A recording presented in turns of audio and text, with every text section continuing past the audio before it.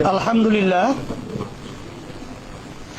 আল্লাহ পাক রব্বুল আলামিনের দরবারে লাখ কোটি শুকরিয়া আদায় করছি যে আমরা বহুদিন পর্যন্ত যে কার্যক্রমটা আলহামদুলিল্লাহ মানসিকভাবে ধারণ করে এবং বাস্তবে এটা বাস্তবায়নের জন্য যে চিন্তা রেখে আমরা কার্যক্রম পরিচালনা করছিলাম, তারই একটা আলহামদুলিল্লাহ আজকে বাস্তবতা হলো যে আমরা সমমনা ইসলামী 5টি দল আমরা একত্রিত হয়ে কতগুলো মৌলিক বিষয় আমরা ঐক্যমতে পৌঁছতে পেরেছি। শুকরিয়া তাআলা, আলহামদুলিল্লাহ। তার ভিতরে একটা হলো যে আমাদের সামনে জাতীয় নির্বাচন, আমরা যেন ইসলামী দলগুলো একটা বাক্স পাঠাতে পারি, এ বিষয় নিয়ে আমাদের আলোচনা আলহামদুলিল্লাহ অনেকটা এগিয়েছে এবং আমাদের অনেকের আন্তরিকতা মাশাআল্লাহ ওইভাবে প্রকাশ পেয়েছে। আলোচনায় আমরা সন্তুষ্ট। আর দ্বিতীয় হলো যে আমাদের জাতীয় যে নির্বাচন কবে নাগাদ হবে, এটার ব্যাপারে আমরা একমত বা ঐক্যে পৌঁছতে পেরেছি যে আমরা প্রয়োজনীয় গুরুত্বপূর্ণ যে সংস্কারগুলো রয়েছে সেই সংস্কারগুলো শেষ হওয়ার পরেই যৌক্তিক সময়ের মধ্যে জাতীয় নির্বাচন আমাদের সবাই ঐক্যমতে এরা আমরা একমত হয়েছি।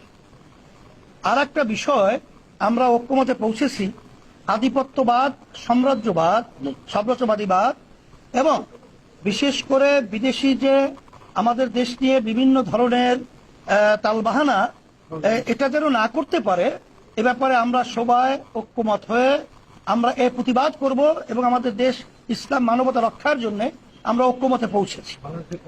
আর একটা বাংলাদেশ কল্যাণ রাষ্ট্র প্রতিষ্ঠার ব্যাপারে এখানে ইসলাম এটাই তো কল্যাণ, ইসলামী নীতি আদর্শের মাধ্যমে যে কল্যাণ বয়ে আসছে দুনিয়াতেও আখেরাতেও, সেই হিসেবে আমরা ইসলামী কল্যাণ রাষ্ট্র প্রতিষ্ঠার জন্য আমরা সবাই ঐক্যমতে পৌঁছতে পেরেছি, আলহামদুলিল্লাহ।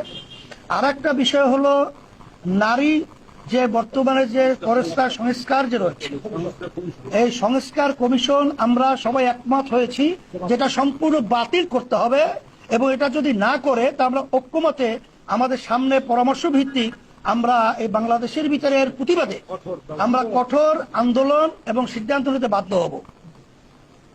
আর বিশেষ করে ফ্যাসিস্টদের খুনিজে এবং দেশ থেকে যারা টাকা পাচার করেছে এদের বিচার এবং টাকা ফেরত নিয়ে আসার ব্যাপারে আমরা আলহামদুলিল্লাহ ঐক্যে পৌঁছতে পেরেছি যে তড়িৎ এই খুনি এবং যারা নাকি জালেম এবং যারা নাকি টাকা পাচারকারী রয়েছে তাদের বিচার, এই বাংলা হত্যাকারী এক কথাই তারা যে এই বিচার যেন বাংলাদেশের ভিতরে ত্বরান্বিত এবং খুব তড়িৎ এটা বাস্তবায়ন হয়, এ ব্যাপারে আমরা ঐক্যমতে পৌঁছতে পেরেছি।